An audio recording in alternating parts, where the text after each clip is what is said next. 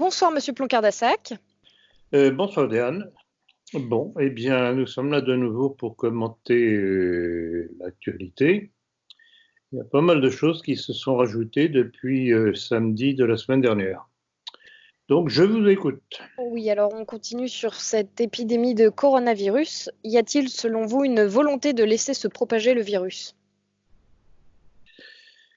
Je vais sans doute devoir me répéter. Encore une fois, est-ce de l'incompétence ou est-ce que c'est une volonté de laisser se propager cette infection? C'est tout de même bizarre là. Et là, je vais encore devoir revenir sur les fameuses déclarations d'Agnès Buzyn parce que c'est tout de même le socle sur lequel on peut appuyer notre raisonnement et nos certitudes. Difficulté dans un monde comme le nôtre de fermer les frontières, ça n'est en réalité pas possible. Inquiet en termes d'épidémie en France? Je pense qu'il peut y avoir un cas, mais je pense qu'on va très rapidement le contenir. Il ne va pas y avoir une épidémie en France parce qu'on est justement préparé. Mais il peut y avoir un cas qui peut arriver, ça c'est possible. Oui, on a vu. C'est plutôt le moment de faire des bonnes affaires en bourse aujourd'hui. Nous n'avons jamais envisagé la fermeture totale parce qu'elle nous semble contre-productive. Quand vous fermez les écoles de tout un pays, ça signifie que vous paralysez en bonne partie ce pays. Le message pour les Français qui sont quand même très affolés par l'épidémie médiatique psychotique, c'est que c'est une infection réellement bénigne.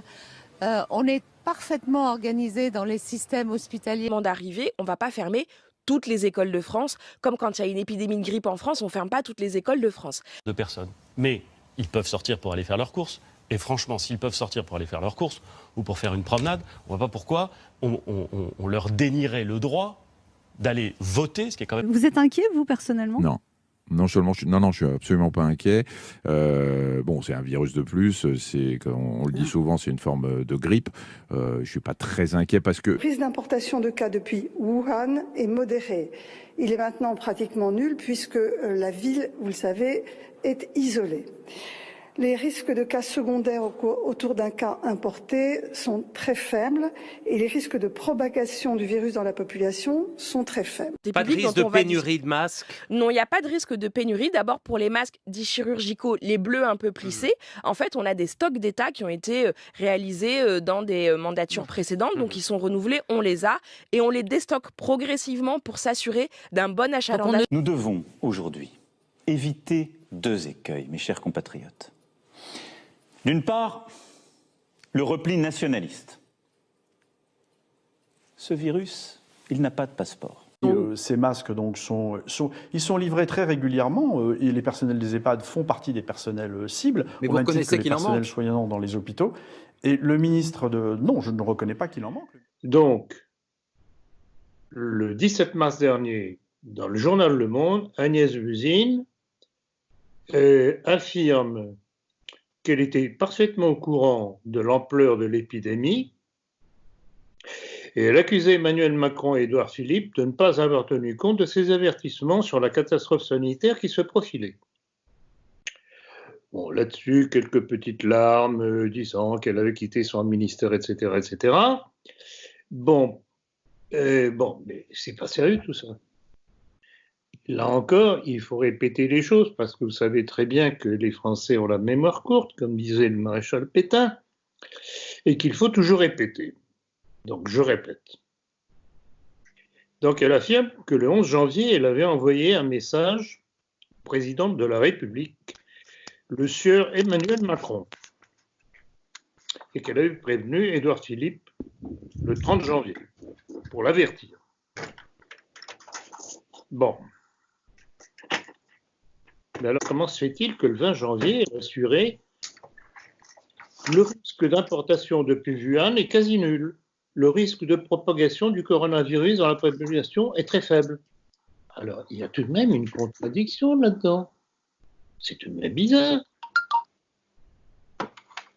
Et là encore, incompétence ou mensonge d'État pour laisser se propager l'épidémie, la pandémie. Et puis elle oublie aussi qu'elle est tout de même responsable de quelques petits détails, en passant l'envoi de notre stock de masques aux Chinois, le manque de gel désinfectant pour le personnel soignant dans les hôpitaux, l'insuffisance de tests de dépistage pour dépister l'infection, et le manque d'appareils respirateurs en sous-nombre dans nos hôpitaux aussi. Alors, c'est quoi ça? Là encore, incompétence ou est-ce que c'est une volonté qu'il y a derrière? Et puis surtout, il ne faudrait pas oublier qu'avant que n'éclate cette pandémie, les hôpitaux étaient en grève, du haut en bas de la hiérarchie, des professeurs jusqu'au personnel soignant. Parce qu'elles ne voulaient pas donner ce que réclamaient tous ces professionnels de la santé, c'est-à-dire des moyens humains.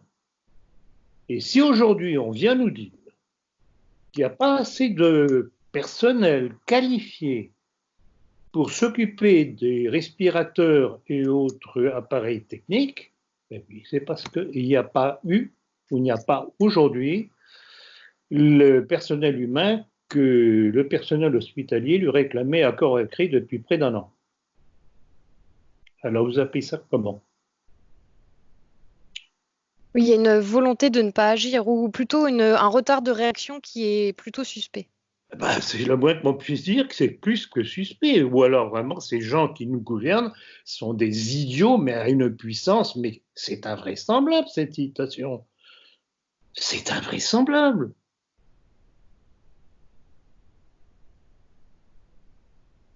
Alors pour quelqu'un qui, comme elle, prétend qu'elle avait tout prévu et averti des risques de pandémie, je regrette beaucoup. Pour moi, ça ressemble à un refus d'assistance à personne en danger. Alors, suite à ça, justement, à cette incompétence ou à cette volonté de nuire, un collectif de médecins défendu par maître Fabrice Di Vizio attaque en justice l'ex-ministre de la Santé Agnès Buzyn. Il explique de manière vive sur CNews qu'on ne peut absolument plus avoir confiance en notre gouvernement. Exactement. Et donc le motif de la plainte et du dépôt de plainte, c'est non-assistance à personne en danger. Exactement, c'est d'ailleurs pour ça que j'y fais allusion, parce que bon, ça, d'abord, ça tombe sous le sens, c'est élémentaire comme réaction, comme conclusion de cette situation, c'est élémentaire. Et je dirais même que plus que le coronavirus, ce sont nos gouvernants dont on doit se prémunir, avoir peur. Avoir peur, tout à fait. Vu la manière dont ils gèrent la crise, c'est surtout d'eux qu'il faut avoir peur, effectivement. Alors, il est bon aussi tout de même de savoir que ce n'est pas une initiative individuelle que celle que vous citez. Quand c'est sorti, il doit y en avoir plus maintenant, mais il y avait déjà 600 médecins qui s'étaient associés à cette initiative, oui, à cette plainte, oui, tout à fait. Or, cette plainte a été déposée devant la Cour de justice de la République. Il faut le savoir, puisque c'est la seule juridiction habilitée à juger des actes commis par des membres du gouvernement dans l'exercice de leurs fonctions. Ça, c'est le terme officiel. Oui, c'est la plus haute instance. Oui. Légale. Donc, c'est elle qui a été saisie. Et là, il sera intéressant, évidemment, de voir comment elle va trancher. Il nous donnera déjà une petite idée de son indépendance par rapport au pouvoir. Et alors, dans cette gestion de la crise, on a des initiatives qui ont été prises, notamment de faire intervenir l'armée. Quelle est votre opinion sur cette aide militaire? C'est un effet d'annonce. C'est un effet d'annonce. Et alors, justement, à propos de l'hôpital militaire que l'on nous dit qu'il allait être construit. Oui, ils ont mis 1 semaine à monter 2 tentes. Exactement, alors qu'on sait que les Chinois, eux, avaient monté leurs hôpitaux en urgence en quelques jours. Très peu de jours. On sait aussi que les Allemands, pour les mêmes raisons, au lieu de monter, et on nous dit que pour monter ces tentes et ces structures de l'armée, il a fallu trouver un terrain, ce qui a pris quelques jours, il a fallu je ne sais pas si c'est terminé, terrasser le terrain avant de pouvoir installer les choses. Bon, qu'ont fait les Allemands? Ils ont des gymnases. Nous avons aussi des gymnases. Ils ont des stades intérieurs. On a des écoles qui sont vides. Ils ont des écoles qui sont fermées. Or, toutes ces structures, en plus de ça, ont toutes les installations sanitaires voulues à l'intérieur. Et on va nous bourrer le crâne avec l'intervention de l'armée. Non mais écoutez, vous ne croyez pas là encore qu'on se moque de nous, qu'on se moque des Français? Voilà, petit rappel. Voilà.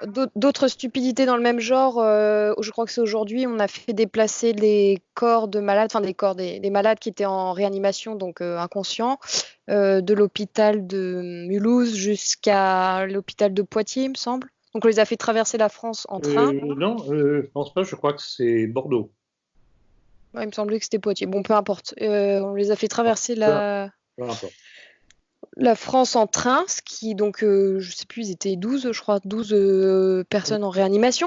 Et j'écoutais, j'entendais juste un responsable du SAMU qui dénonçait bien à quel point c'était une stupidité, parce que pour faire ça, on a mobilisé environ 200 personnels d'hôpital.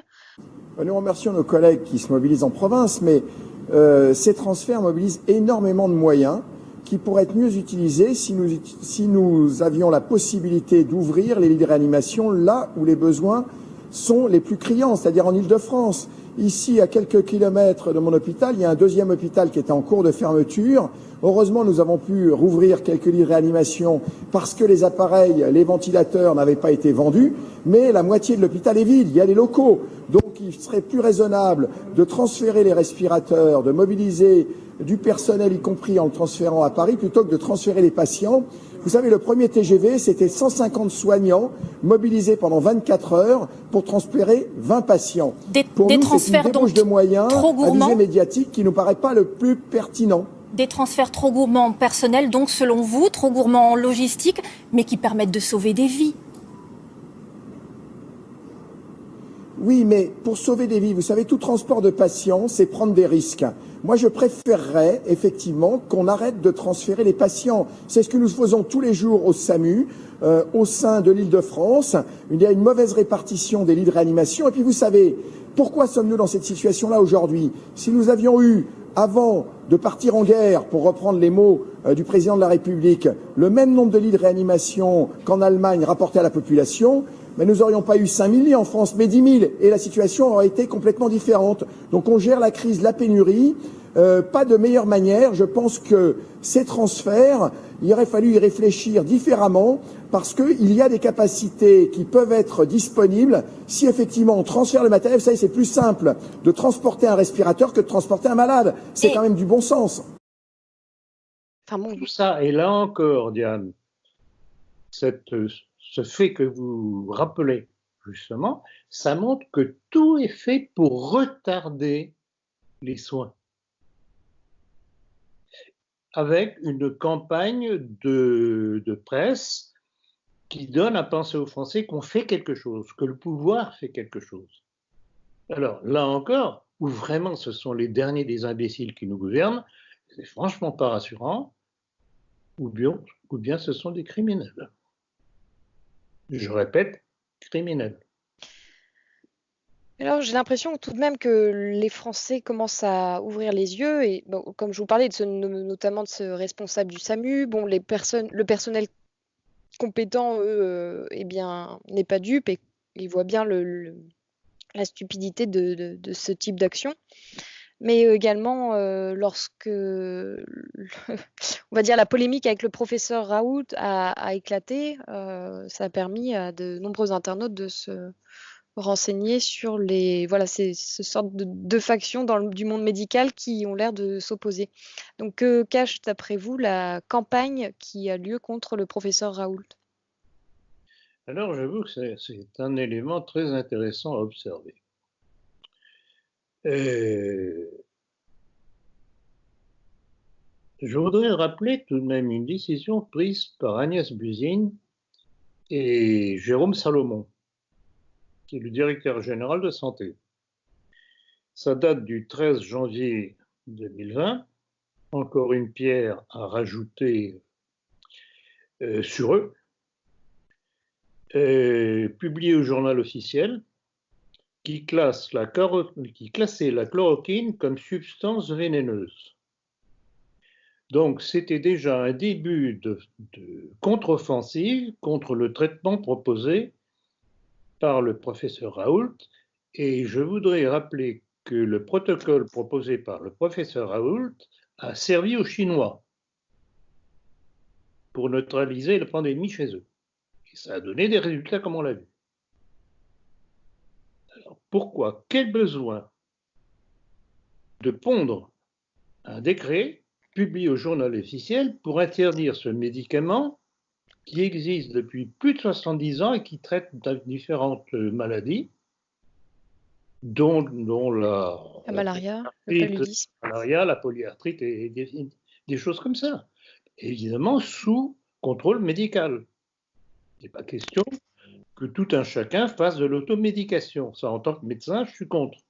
Mais que des médecins, que des praticiens généralistes qui ont tout de même fait des études de médecine, c'est pas pour des prunes quand même, puissent prescrire ça à leurs patients et les surveiller en même temps, et que ce soit interdit, c'est louche. Est-ce que ce n'est pas, là encore, une volonté de laisser la pandémie se diffuser?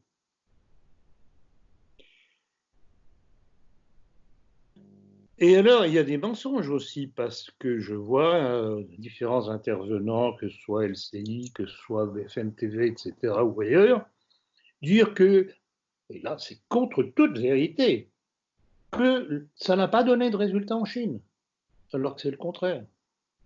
Donc on est dans le mensonge constant et répétitif de ces gens-là. Il y a aussi une chose sur laquelle je voudrais m'attarder, c'est que très rapidement, les travaux du professeur Raoult ont été traités de fake news sur le site du ministère de la Santé, donc du fait de Madame Agnès Buzyn. Je me demande pourquoi je dis encore Madame. Elle ne mérite pas ce terme. C'est un terme respectueux en général.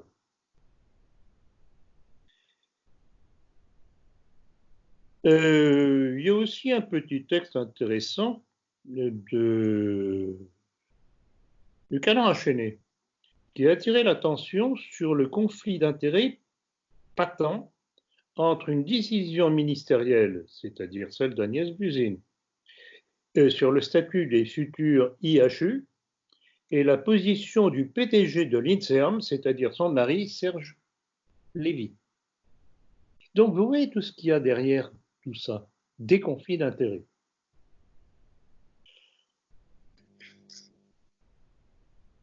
J'ai un autre exemple de conflit d'intérêts. Sur France 2, une certaine Karine Lacombe a eu un temps de parole pour dire « Ce qui se passe à Marseille est absolument scandaleux, c'est en dehors de toute démarche éthique ». Bon bref, son propos visait à dénigrer la chloroquine et le professeur Raoult. Alors cette Karine Lacombe, on apprend qu'elle est infectiologue, mais on a appris également qu'elle avait touché plus de 15 000 € par un certain laboratoire pharmaceutique américain nommé Gilead, je ne sais pas comment on prononce. Ah oui, oui, je vois. Oui, et quand on tape Gilead sur Internet, curieusement sur Wikipédia, ça nous ramène à Gilead, surtout pour les anglo-saxons, ou Gilead, parfois utilisé à la place de Galahad. Donc Gilead en hébreu est le nom de 3 personnes et de 2 endroits dans la Bible. Donc cette personne-là est financée par un laboratoire pharmaceutique américain au nom plus que douteux. Je dirais révélateur. Révélateur, oui. Révélateur. Bibliquement révélateur. Bibliquement, oui. Alors, je voudrais signaler aussi une chose, parce que ça a sa petite importance tout de même pour comprendre cette campagne de dénigrement envers le professeur Raoult, y compris dans certains de nos milieux, à commencer par Panamza, Oui. J'avoue que j'ai été très surpris quand j'ai lu ça. Il faudrait savoir, bon, alors, on accuse professeur Raoult d'être d'origine juive. Non, pas lui, mais d'être marié à une juive. Non, d'être d'origine juive et d'avoir épousé une juive, les deux. Oui, j'ai vu. Bon. Or, il faudrait savoir que le professeur Raoult, outre son insolence à vouloir affirmer que la chloroquine peut soigner, alors qu'on ne veut visiblement pas soigner les patients, est opposé à la théorie de l'évolution et était opposé aux 11 vaccins de Madame Usine. Oui, de manière générale, il est assez sceptique quant au vaccin. C'est exactement notre position. Rappelez-vous le nombre de fois où je suis revenu sur ce crime d'imposer des vaccins, 11 vaccins aux nouveau-nés. C'est hallucinant. Donc voilà, donc en fait, le professeur Raoult, quelles que soient ses origines, et je m'en fiche, si son protocole marche avec ses patients, c'est un crime d'essayer de discréditer son traitement. C'est un crime. Alors je voudrais aussi rappeler, j'en ai parlé lors de notre dernier entretien, la déclaration du professeur Christian Perron, qui est chef de service d'infectiologie à l'hôpital de Garches, qui révélait curieusement le stock de chloroquine en France avait disparu. Comme c'est curieux. Et cela après les masques, qui eux aussi avaient curieusement disparu. Or, on trouve beaucoup de choses sur Internet, et je ne pense pas que ce soit des inventions, parce que ça a l'air d'être des sites sérieux. On sait que les services du Shin Bet et du Mossad traquent les fournitures de chloroquine, de masques et autres équipements sanitaires au bénéfice d'Israël. Comme c'est curieux. Ben, ça me paraît étrange également, parce que je suis tombée sur une autre information qui dit que Teva, l'entreprise israélienne Teva, va offrir 10 millions de doses d'antipaludiques, donc de chloroquine, aux USA. Effectivement, vous avez raison de le signaler, il y a des choses très contradictoires dans les informations. Alors, est-ce que ce que le Shin Bet et le Mossad auraient détourné de certains pays nous reviendrait monnaie en finance? C'est pas exclu. Je suis un peu pervers là.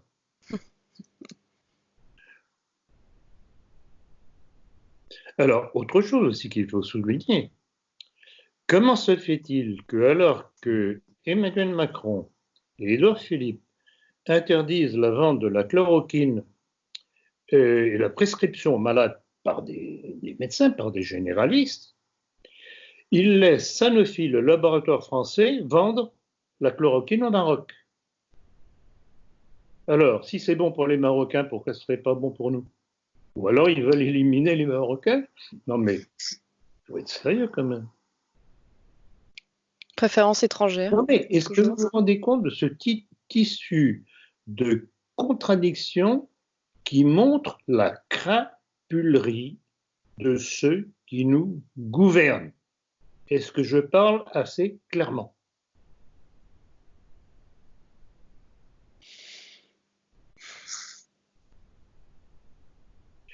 Alors, il faut aussi rappeler que devant toute cette charge de la cavalerie communautaire contre lui, Didier Raoult a décidé de claquer la porte du conseil scientifique. Conseil scientifique, il serait bon de savoir qui a nommé les membres de ce conseil scientifique, sur lequel on nous dit que le pouvoir s'appuie dans ses décisions. Ouais. Mouais, comme vous dites, Diane. Mouais. Alors, tiens, j'ai le texte là de Panamsa, une partie du texte de Panamsa, qui disait « Promoteur de la chloroquine et fan d'Israël, Didier Raoult est vivement recommandé par Alain Bauer, ex-patron du Grand Orient, collaborateur des services secrets israéliens et propagandiste trouble des attentats de Paris. » Bon, alors... C'est vrai qu'Alain Bauer a aussi défendu le professeur Raoult. Oui. Et lui, dans BHL aussi. PHL également, tout à fait. PHL aussi. Mais écoutez, il y a des juifs qui n'ont peut-être pas envie de mourir de la pandémie. Ils seraient bien heureux peut-être qu'ils puissent bénéficier de la chloroquine. Estrosi de même. Estrosi de même. Donc, il y a vraiment, je regrette beaucoup, il y a un complot. Alors, comment expliquer que certains dans cette histoire continuent à nier le complot et certains des noms assez étonnants, un certain Hervé Ryssen a dit d'ailleurs dernièrement. Ah, je l'ai. Je l'ai relu tout à l'heure, c'est vraiment assez démonstratif. Alors, Hervé Ryssen, excellent article d'Étienne Campion dans Marianne. Clair, concis, structuré, impeccable. Ça, c'est du journalisme. Ceux qui pensent que le virus a été créé dans un labo de la CIA ou du Mossad pour asseoir un gouvernement mondial feraient bien de redescendre sur Terre. Ce putain de virus joue pour nous, les patriotes. C'est tellement évident que je ne vais pas perdre mon temps à vous l'expliquer. Et donc, il relaie un article de Marianne. Alors, premièrement, il relaie un article de Marianne qui ne peut pas dire que ce soit un journal de nos milieux. Ensuite, il y a tout de même trois choses qui chatouillent mes petits neurones. Il nie que c'était été créé dans un laboratoire de la CIA et du Mossad. Je pense qu'on y viendra tout à l'heure. Pour asseoir un gouvernement mondial. Donc, premier point, à nouveau, il nie tout complot. Et il nie le but ultime qui est l'instauration d'un gouvernement mondial. Tout à fait. Alors qu'il a tartiné des bouquins, les espérances planétariennes et compagnie. Ensuite, il ferait bien de redescendre sur Terre, ce putain de virus, etc. C'est tellement évident que je ne vais pas perdre mon temps à vous l'expliquer. Donc là encore, il fait une affirmation, mais il ne démontre rien. Il fuit les démonstrations parce qu'il ne peut pas démontrer. C'est nous qui démontrons. Mais d'ailleurs, des commentaires sous son post, des internautes lui disaient bien, mais enfin, Attali l'a dit, il l'a annoncé, Alexandre Adler aussi. Exactement. Ben là, je vois que notre entretien de la dernière fois a apporté. Et alors, en PS, il met « Je répondrai cette semaine à vos messages ». Avez-vous sa réponse? En privé, non, en MP, non, mais ça, on n'est pas obligé de citer sa phrase-là parce que il dit qu'il il répondra en privé, en message privé. Ah oui, en message privé, Voilà. Ben c'est commode ça. Oui. Nous, quand on a quelque chose à dire, on le dit en public.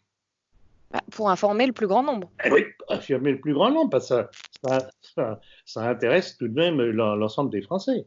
Donc voilà, c'est un tricheur. C'est un tricheur, c'est un menteur,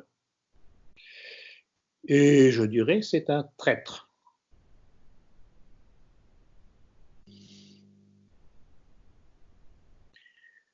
Oui, non, mais il se dévoile tous les jours un peu plus.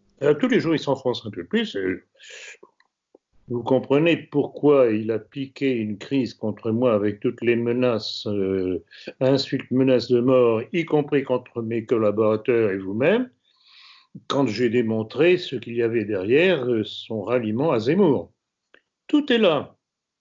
J'ai chatouillé un certain monde et qui n'a pas aimé que je mette le projecteur dessus. Alors, oui, pour revenir un petit peu donc à cette mauvaise gestion de la crise, on a aussi appris que l'État refusait à des entreprises de fabriquer des respirateurs, mais aussi des tests et également des masques. Bon, bref, tout ce qui permettrait un peu de sauver la situation. Tout à fait. À la fois non seulement de sauver des patients, mais aussi de faire marcher l'industrie française. L'industrie, bien sûr. Donc, on va les acheter où? En Israël? Non, mais tout ça est cousu de fil blanc. Si les Français ne voient pas qu'ils sont gouvernés par des gens qui veulent leur mort, je pèse. Bon, ils n'ont plus qu'à mourir. Alors, pourquoi l'Italie est-elle, selon vous, si touchée? Plus qu'aucun autre pays, d'ailleurs, d'après les chiffres annoncés. L'Italie, également l'Iran. Alors, c'est intéressant, effectivement, d'autant qu'on en a parlé la dernière fois. Et j'avais dit, c'était quoi oui, on l'a enregistré le 21, vous l'avez, oui, il y a une semaine environ. J'avais dit que je ne m'expliquais pas pourquoi le nord de l'Italie, qui est la partie la plus industrialisée, la mieux équipée, etc., avait pu être atteint dans ces proportions absolument hallucinantes, quand on voit le nombre de morts qu'il y a eu. Et j'ai découvert une information qui, à mon avis, explique la chose. C'est une information qui part de milieux médicaux italiens, du nord de l'Italie, qui rappelle une chose. Alors, je ne sais pas si ça a été occulté dans nos médias ou pas, mais ça peut expliquer parfaitement la situation en Italie. Il y a eu, suite à l'arrivée de migrants, des cas assez nombreux, semble-t-il, de méningite. Ce qui fait que nombre d'Italiens dans le Nord ont cru bon de se faire vacciner contre la méningite. Et d'après les milieux médicaux italiens que je cite, cette vaccination aurait favorisé l'attaque du coronavirus. Et encore une fois, on retombe sur la nocivité de certains vaccins qui, loin de vous protéger, vous en enfoncent un peu plus. Ça affaiblit leur organisme. Tout à fait. Et pour l'Iran? Et puis, non, pour l'Italie, excusez-moi, pour continuer sur l'Italie, c'est une région peut-être la plus industrialisée, c'est un peu la locomotive de l'Italie. C'est une manière également d'affaiblir un pays par son... Alors là aussi, quand on retombe justement sur les prémices de cette affaire-là, et dans un des commentaires que j'avais fait la semaine dernière, parce que quand on voit quelles ont été les premières cibles touchées, la Chine, l'Iran et la Corée. Alors, bon, Chine et l'Iran, ils étaient en pleine opposition, ils sont en pleine opposition sur le plan, enfin, la Chine sur le plan économique et militaire, et l'Iran sur le plan militaire, notamment en ce qui concerne le Moyen-Orient. La Corée, notamment la Corée du Nord, alors, je suppose que les petits malins qui ont voulu envoyer la diffusion du virus se sont dit que ça paralyserait aussi la Corée du Nord. Mais apparemment, la Corée du Nord est passée relativement à travers et bon, on n'a pas tellement entendu parler de pandémie grave. Donc, on reste avec toujours une incertitude. Mais là, je vais revenir sur un texte que j'ai découvert qui est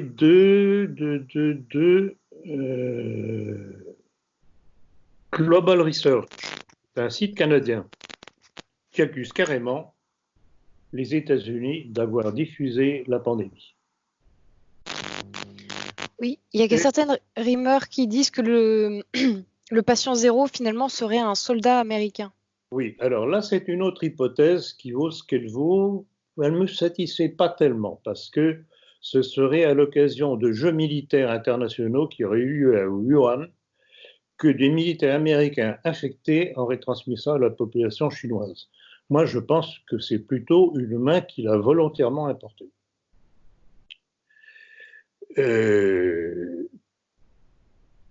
Alors, ce qu'il y a d'intéressant, et j'ai fait allusion justement lors du dernier entretien, c'est que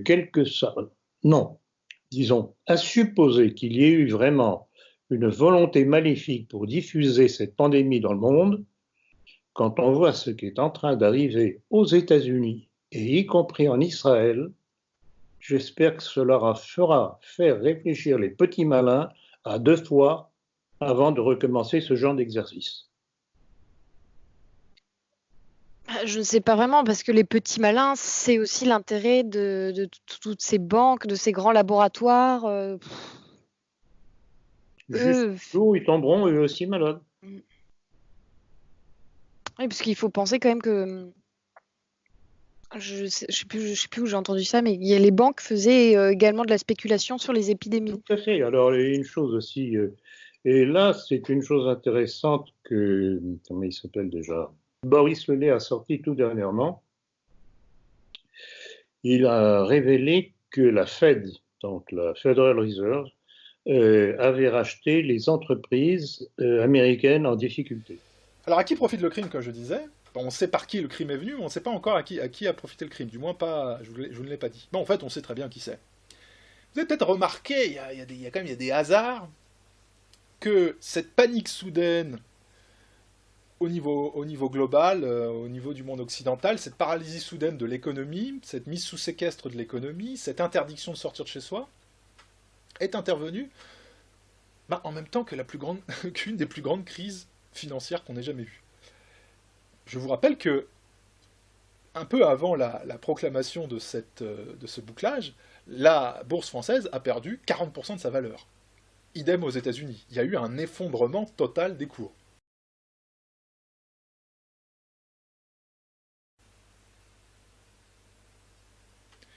Effondrement qui succédait, à quelques semaines près, l'effondrement des cours du brut, cours pétrolier. L'économie mondiale était en train d'entrer en récession, et en fait bien plus.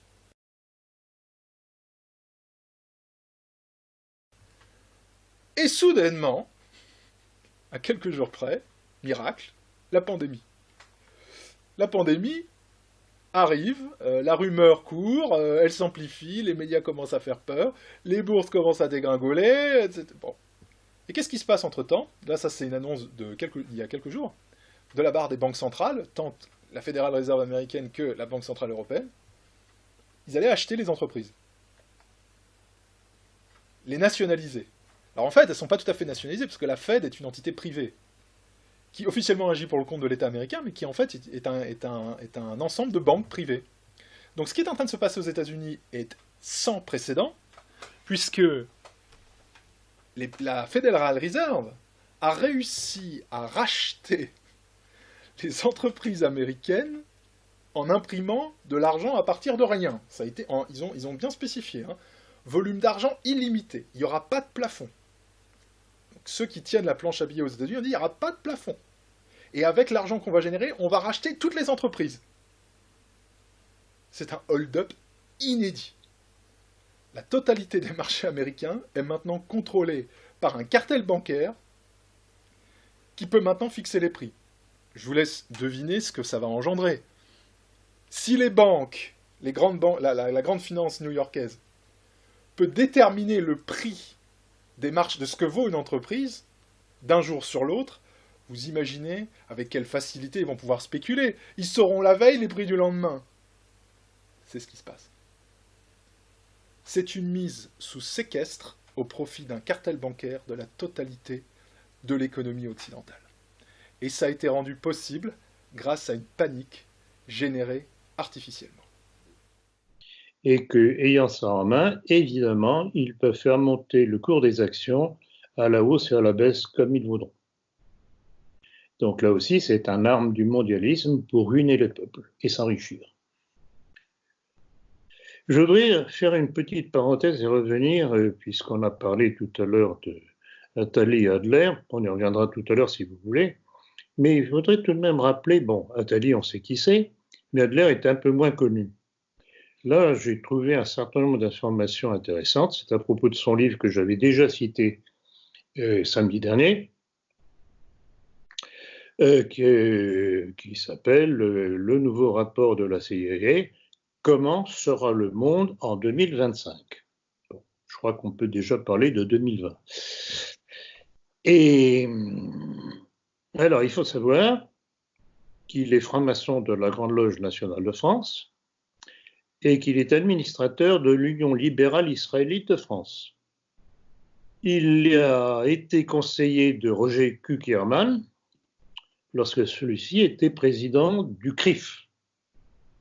Et il a participé à une réunion du très mondialiste Bilderberg en 2003.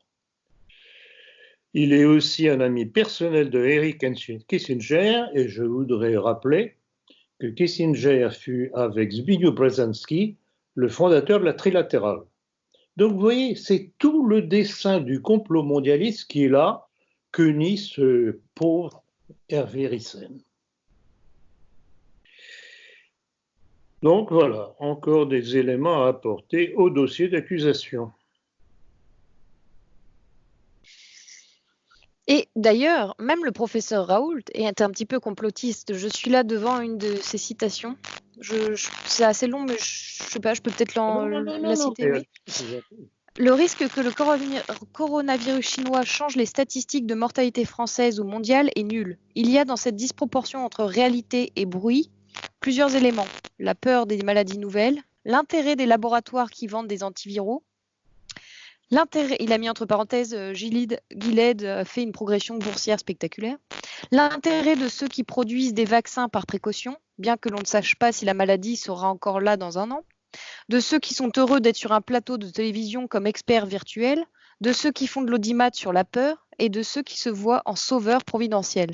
Cet événement aura confirmé pour moi qu'il y a plus de vérité dans les réseaux sociaux et que la labellisation fake news est parfois l'arme désespérée de certains médias pour continuer à exister. Une de mes vidéos a temporairement été étiquetée fake news par le détecteur du journal Le Monde ainsi que par le ministère de la Santé.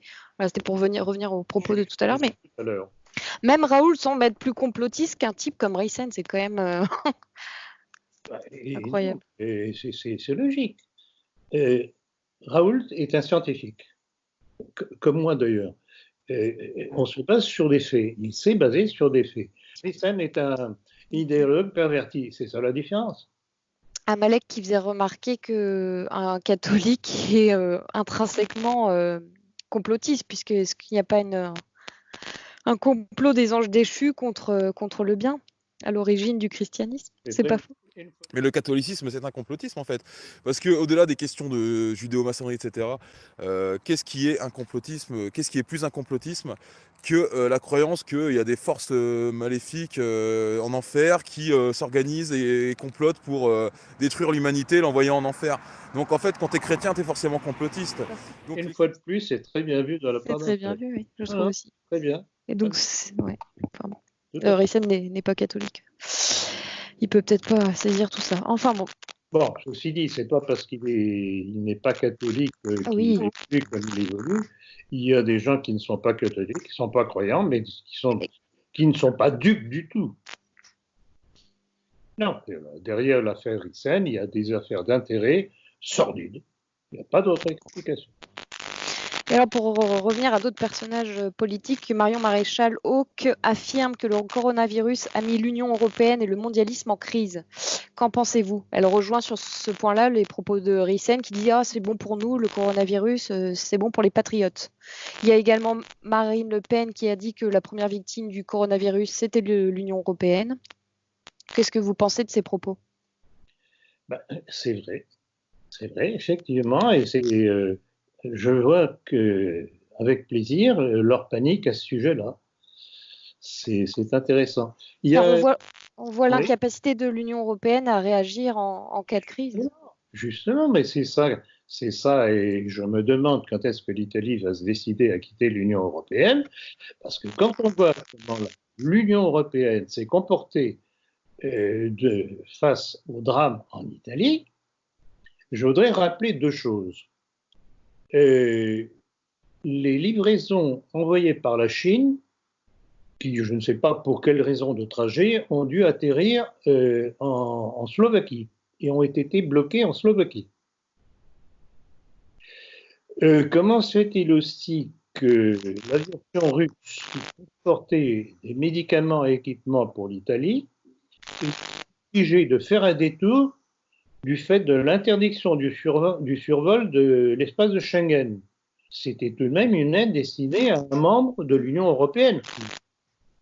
Donc, mais vous vous rendez compte de ce que ça...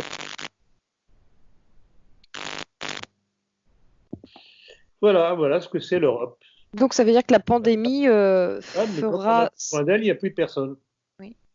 La pandémie fera s'effondrer l'Union européenne comme un château de cartes. Tout à fait. Quelque sorte. Et une dernière question. Intéressante. Bon, peut-être, oui, attendez. Oui. Je vais en profiter justement, puisqu'on est dans le cadre de cela. Cette déclaration d'Alain Chouraki. Pas besoin de vous faire un petit dessin, Chouraki. Directeur au CNRS. Ah, tiens, encore là, ils sont vraiment partout. se lamentant, le feu couvre pour la démocratie. Et puis France Inter, aujourd'hui, 30 mars, qui déplorait, je cite, des caricatures, des listes de noms fleurissent sur les réseaux sociaux et qu'ainsi le coronavirus engendre des attaques antisémites sur le web, notamment contre Agnès Buzyn, son mari Serge Lévy ou encore Jérôme Salomon, directeur de la santé publique. Donc voilà qui nous dirige en France. Et puis alors, petite série sur le gâteau, cette déclaration d'un certain Daniel Cohn-Bendit, que je crois que vous connaissez. Oh oui, bien trop connu à mon goût, oui. Face au pâle Luc Ferry qui était d'accord avec lui sur LCI, et on voit sur le document que j'ai reçu, donc la vidéo que j'ai reçue, Daniel Cohn-Bendit vociférant hors de lui, hystérique. Bendit lève le doigt. Il y a déjà un protocole chinois. Il y a un protocole chinois. Et les Chinois ont dit on peut rien dire. Oui, mais ce que dit Raoult, c'est que les doses n'étaient pas les bonnes. Voilà, j'en sais rien. Mais que Raoult dit qu'il n'y a que lui. C'est comme quand Raoult, le 28 février, il va à la télévision et il dit mais arrêtez de me casser les pieds avec le coronavirus. Ce n'est qu'une grippe, ce n'est rien. C'est pas parce qu'il y a 3 Chinois qui éternuent que tout le monde doit se mettre au garde à vous. Mais pourquoi on reprend la discussion puisqu'on est d'accord? Voilà, on est d'accord là-dessus. Qu'il ferme sa gueule et qu'il soit médecin. Mais qu'il arrête partout de dire je suis un génie. Allez, qu'on fasse une journée sans le mot Raoult. Une fois que ça a été prouvé. C'est ça. Mais on est d'accord, encore une fois, il y a trois marre de ce genre de mec. Ils ont vraiment aucune honte. Non, mais est-ce que vous vous rendez compte? C'est ça, ce sont ça les élites de la République. Des hystériques en plus. On donne la parole pour essayer de démolir un homme qui essaye de soigner ses compatriotes. Non, mais est-ce que les Français vont réaliser entre les mains de qui ils sont? Avez-vous... Pardon.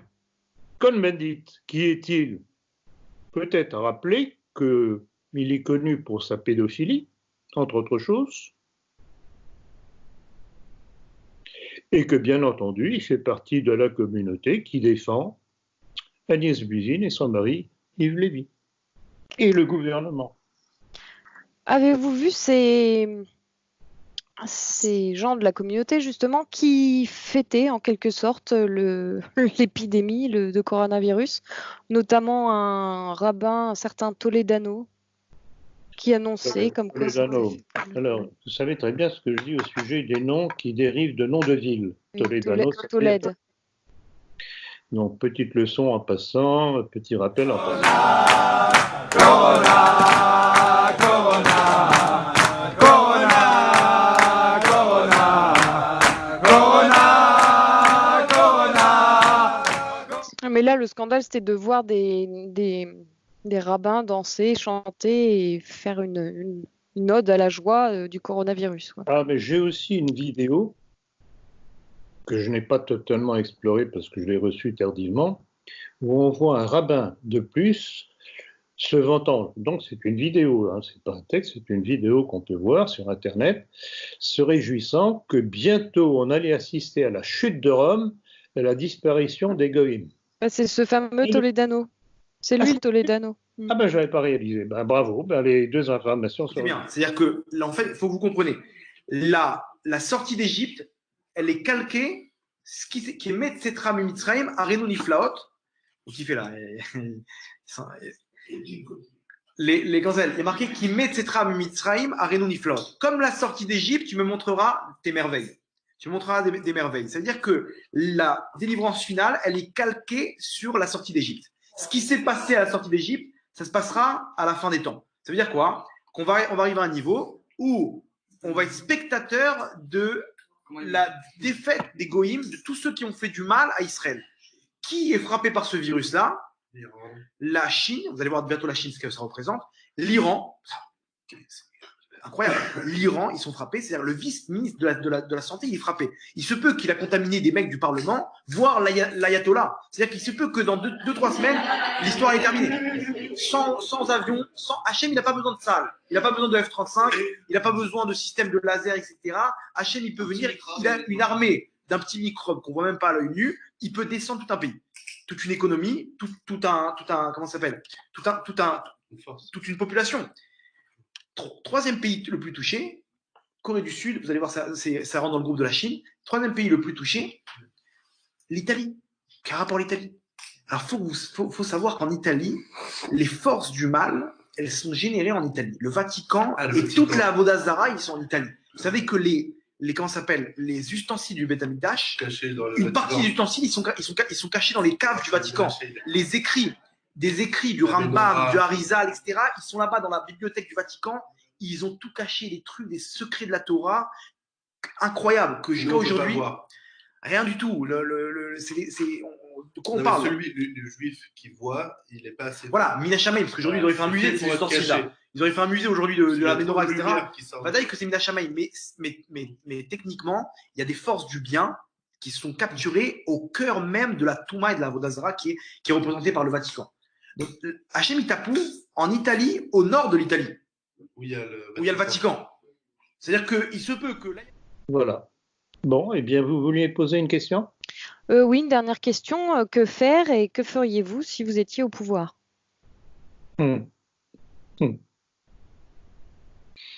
Premièrement, je ferai ce que j'essaye de faire avec vous tous, analyser froidement les faits. Ce que nous essayons de faire à travers les entretiens, conférences, etc. Les faits, quels sont les enjeux sanitaires, quels sont les enjeux financiers et politiques qu'il y a derrière autour de cette pandémie mondiale. Alors, quels sont les faits genre? Rappelez d'abord quelques petits faits parce que c'est particulièrement significatif. Je voudrais rappeler ce que j'ai fait tout à l'heure, l'arrêté du journal officiel imposé par le pouvoir macronien pour nuire au protocole du professeur Raoult.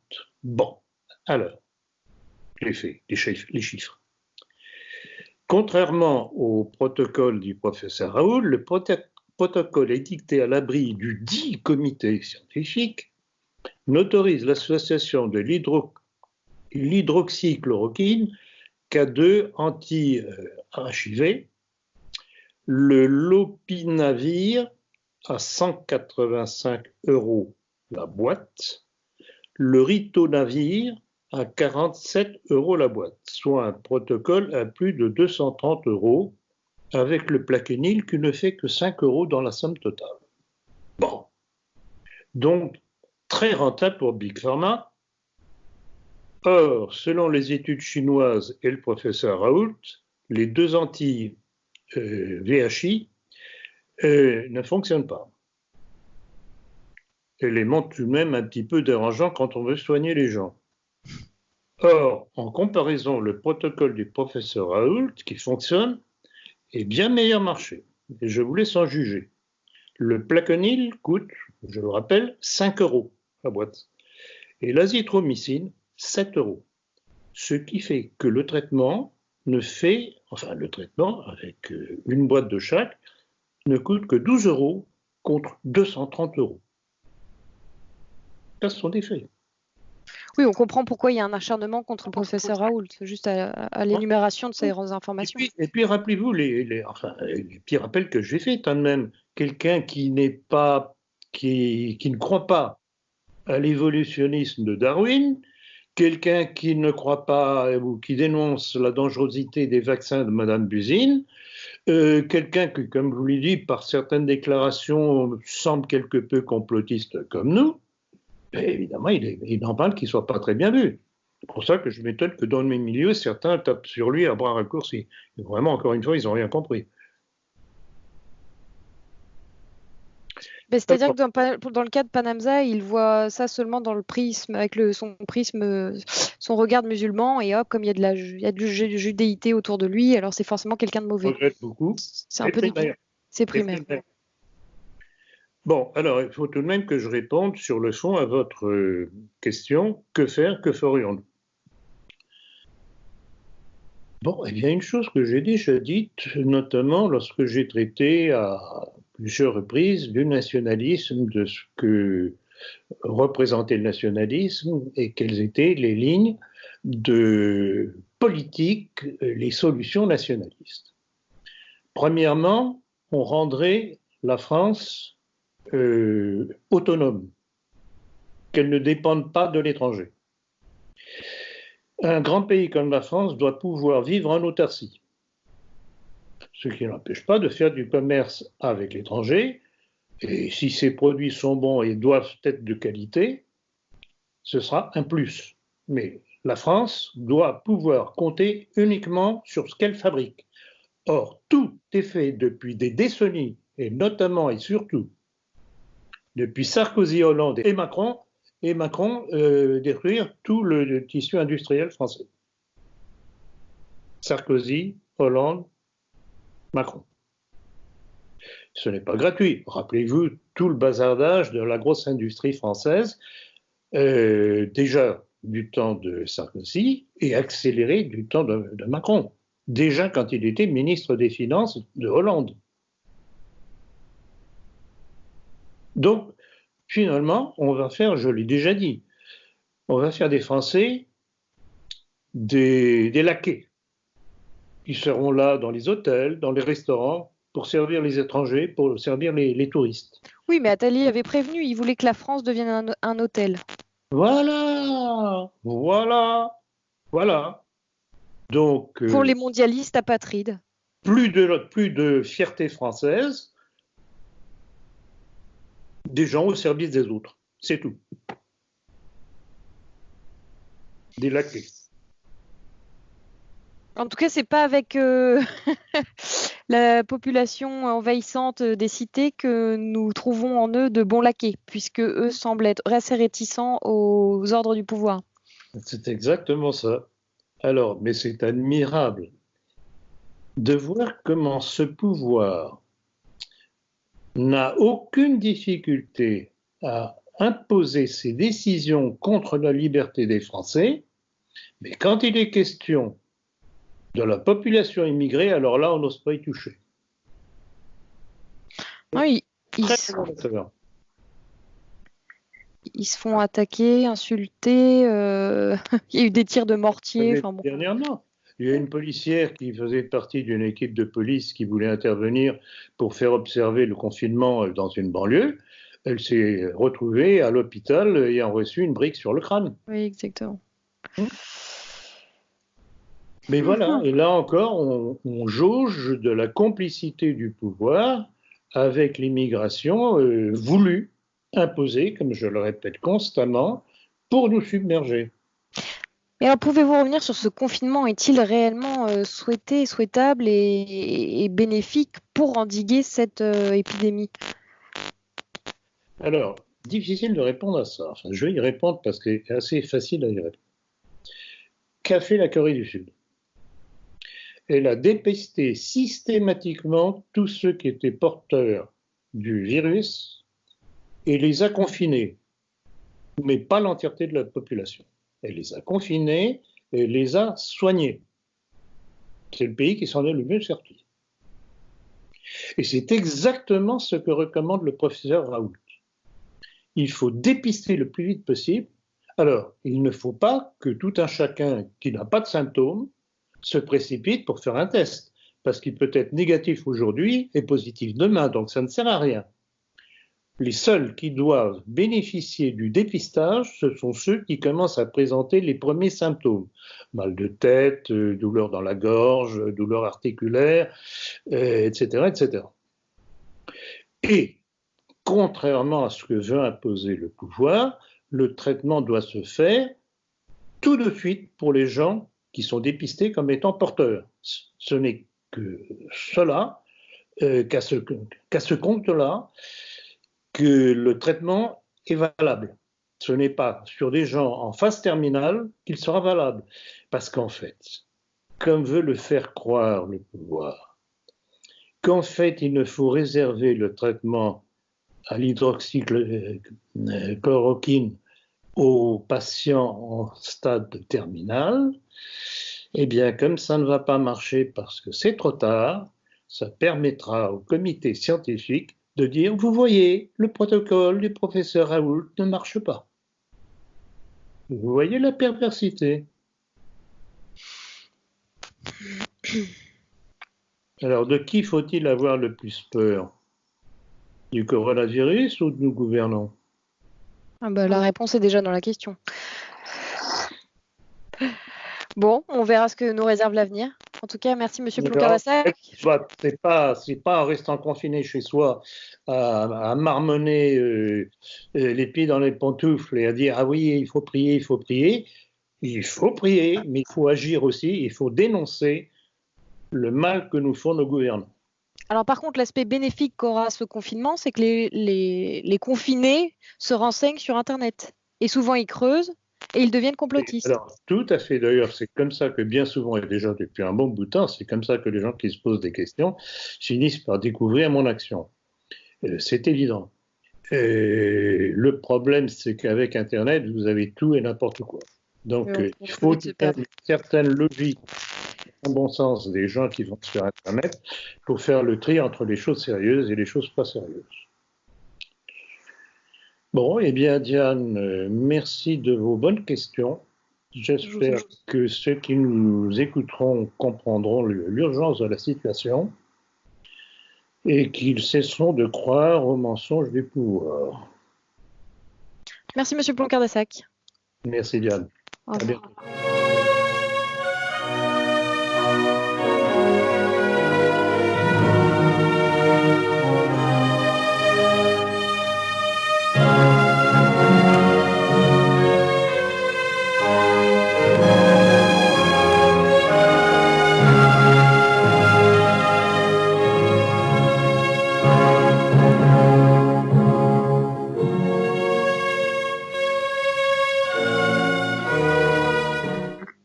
Mais il y a une chose qui me frappe, je ne sais pas si on est hors antenne ou pas, mais une chose qui me frappe parce que je regarde quasiment tous les bulletins. Le matin au petit déjeuner, au déjeuner et le soir au dîner, et encore le soir après dîner, je regarde les différents bulletins. C'est que à 99% des intervenants, ce sont tous des gens qui vont dans le sens du pouvoir. Donc voilà l'information. Alors j'ai vu une vidéo, malheureusement elle n'est pas très claire parce qu'elle est apparemment brouillée. C'est très curieux, apparemment elle est brouillée. Je ne sais pas si je ne l'ai pas envoyée aujourd'hui, non? Ça vous dit rien? Oui, je le vois, c'est un monsieur... Il est vraiment une colère noire. Oui, je l'ai vu. Et vous êtes des menteurs, le pouvoir nous ment, ce sont des criminels, etc. Vous n'avez pas vu ça? Si, il est face à Morandini. Voilà, exactement, face à Morandini. Essayons de trouver des solutions. Oui. Essayons de garder un tout petit peu de crédibilité et de confiance, parce qu'il y a des tas de gens qui posent les questions dont vous avez parlé, et vous avez 1000 fois raison. Non. Mais il faut garder un minimum de confiance pour être unis et pour rester unis. Non. Diviser pour régner n'a jamais été une solution. Non. Jamais. La confiance, c'est fini. La confiance, madame, je dis à mes enfants qu'elle se mérite. Je suis désolé, madame. La confiance dans ce gouvernement, non. Et le principe. Mais vous allez avoir confiance en quoi? On peut pas dire qu'on n'a plus confiance en rien. Non. Mais c'est la fin. C'est la fin. Vous pouvez pas. On peut pas. Mais enfin, depuis le début, on me dit qu'effectivement, je peux pas. Depuis le début, on nous ment et vous me parlez de confiance. Alors je vais vous dire. Il faut croire en quelque chose. Il faut donner de l'espoir aux gens. Faut pas leur dire vous êtes gouvernés par des menteurs qui vous disent que des conneries et tout est faux. Mais vous ne pouvez pas dire ça. Mais pourquoi je peux pas dire ça? Mais parce que vous allez casser toute la confiance des gens et l'espoir pour les gens. Vous croyez qu'il en reste quelque chose de la confiance? Vous croyez que Madame Buzyn, et Madame Buzyn, elle s'est souciée de ça? Donc Madame Buzyn, elle a le droit d'aller dans le monde pour dire qu'effectivement elle nous a menti depuis le début, qu'elle savait, elle a rien fait. Mais moi, j'ai pas le droit de venir dire que effectivement, on peut pas avoir confiance dans des gens qui nous mentent. Mais non, on peut pas avoir confiance. Mais vous dites aux gens de croire en quoi alors? En quoi les gens qui nous regardent, vous leur dites de croire en quoi? On a besoin de croire en quelque chose. Mais croyez en Dieu si vous voulez, mais c'est pas un problème de foi. Je ne crois en rien, moi. C'est pas un problème de croire. On croit que quelqu'un va nous aider dans cette affaire. On peut croire en la médecine, on peut croire aux médecins, on peut croire. Excusez-moi, il faut croire. Excusez-moi parce que j'ai pas eu le réflexe de vous répondre précisément sur ce point. Mais moi, je sais en quoi croire. Dans les recommandations de l'OMS. Test. Oui, mais on les a pas. Je veux bien, mais on les a pas. Est-ce qu'il n'appartient pas à une puissance industrielle au lieu de communiquer sur les plateaux télé et de venir effectivement donner des chiffres de morts, de se bouger les fesses 5 minutes pour les trouver. Regardez LVMH. Rien ne vous dit qu'ils ne les font pas. Regardez LVMH. LVMH a réussi en un week-end à rapatrier effectivement des millions de masques là où l'État s'est montré défaillant. Alors juste là-dessus, on va s'arrêter un instant là-dessus, parce que Laurent Nunez était dans le 20h de France 2 vendredi, et il a dit qu'il n'y avait pas de problème de masque en France. Et il est seul. Alors écoutez, on l'écoute et vous commentez après. Alors d'abord, effectivement que ces masques sont indispensables pour les personnels soignants, personne ne dit le contraire. Oui, mais ces masques donc ils sont livrés très régulièrement et les personnels des EHPAD font partie des personnels cibles. Mais vous reconnaissez qu'il en manque. Les personnels soignants dans les hôpitaux. Et le ministre non, je ne reconnais pas qu'il en manque. Le ministère nous en avons parlé d'ailleurs ce matin même encore au Conseil de défense. Ces masques sont en cours de livraison. Pour la plupart d'ailleurs des départements, ils ont été acheminés. Et évidemment, vous savez, la France a conservé une capacité de production des masques, ce qui est très rare dans le monde finalement. Nous avons aussi une capacité d'importation. Et le président de la République a souhaité, il nous a incité à le faire, il incite l'appareil productif français aussi à développer une fabrication de masques qui puissent répondre, notamment des masques chirurgicaux, qui puissent répondre aux fameuses normes AFNOR pour augmenter la production de masques et servir les personnels soignants. Mais croyez bien que c'est le cas. Hier encore, dans de nombreuses pharmacies, des masques ont été livrés à l'intention notamment de la médecine de ville. Parce que ce sont des personnels soignants qui sont au contact de malades et qui, effectivement, ont besoin de ces masques. Voilà. Maître Fabrice Division. Lui, il faut le frapper. À un moment donné, il faut le frapper. On ne dit pas, voilà. Si, on le dit. C'est une expression. Non, c'est une expression, mais enfin, pardonnez-moi, mais c'est un menteur invétéré. Vous savez combien de masques ont été livrés, quand ça a été livré, dans les zones infectées, dans les grosses zones? Les 25 départements. Dans les 25 départements, 18 masques ont été livrés pour les professionnels de santé. 18. 18 par quoi? Par semaine? 18 par... Non, 18 par personne. Par personne, c'est même pas par semaine. Voilà, 18 par personne. Et vous savez combien de temps on tient avec 18 masques? 2 jours? 3? Allez, 4 jours. Alors qu'on vienne pas me dire qu'effectivement ces masques... Et puis, de toute façon, écoutez-moi, il n'y a pas de... Mais vous l'avez entendu, il le dit clairement. Non, mais le ministre de la Santé dit autre chose. Enfin, je veux dire, qui encore aujourd'hui, il n'y a plus de débat sur les masques, enfin, pardonnez-moi, mais... La preuve que oui, puisque ça c'était vendredi, c'était pas il y a 15 jours cet extrait, c'était vendredi soir aux 20h. Le ministre de la Santé a reconnu qu'effectivement on avait un problème de masques, il dit qu'ils n'ont pas été commandés ces masques, donc ils peuvent pas être là, ils n'ont pas été commandés. Moi ça fait 1 mois et demi que je le dis, je veux dire, donc voilà, et ça fait 1 mois et demi qu'on a essayé d'enrober ça de considérations scientifiques. Rappelez-vous, hein, quand je vous disais qu'il fallait les FFP2, qu'est-ce qu'a répondu le ministre? Non, mais scientifiquement, on a une étude qui montre... Finalement, il dit plus ça aujourd'hui. Hein. Oui, maintenant, les gens sont sceptiques, hein, enfin, ce qu'on leur dit, ils ne gobent plus. Voilà une chose que j'ai oublié de dire, il y a les sondages, un sondage qui a été fait par le journal du dimanche, qui indique que les Français sont de plus en plus inquiets et sont de plus en plus sceptiques envers ce que dit le gouvernement. Oui, alors voilà, c'est le personne qui s'énerve chez Morandini, c'est l'avocat des professionnels de santé. C'est justement le Fabrice Dividio qui éclate en colère, celui dont j'ai fait une... C'est lui aussi, mais alors c'est plus tardif comme réaction que la première réaction que j'avais vue. Oui, parce qu'il a été interrogé plusieurs fois. Et là, apparemment, ça date du 23 mars. Non, mais c'est intéressant parce que là, vraiment, il balance tout. Non, mais je crois que le pouvoir est acculé. Il ne va pas sortir indemne de ce truc-là. Ou alors les Français seront morts. Oui, donc d'une certaine manière, Rissen a en partie raison de dire que cette histoire, c'est bon pour nous. Je vous piège là.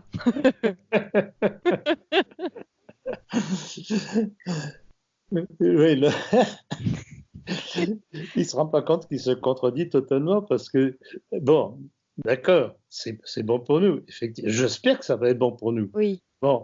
Mais pour que ce soit bon pour nous, il faut que ça détruise le complot mondialiste qu'il nie. Ce qui n'est pas le cas. Est-ce que justement on n'est pas à la veille d'un moment historique qui revenait à ces pogroms qui s'en suivaient? C'est-à-dire un ras-le-bol général et retour de bâton. Justement, si je vous ai cité ces quelques réactions que j'ai vues apparaître sur Internet qui ciblent la communauté, et notamment Agnès Buzyn, son mari, Salomon, etc. Quand on regarde la plupart des noms de notre service de santé, on retrouve les mêmes. La même communauté. Et il est évident que les Français se disent, mais en fait, ces gens-là, au lieu de nous soigner, ils nous empoisonnent. est-ce que l'histoire ne peut pas nous renseigner sur ce qui va se passer? Vous connaissez la vieille formule, les mêmes causes produisent toujours les mêmes effets.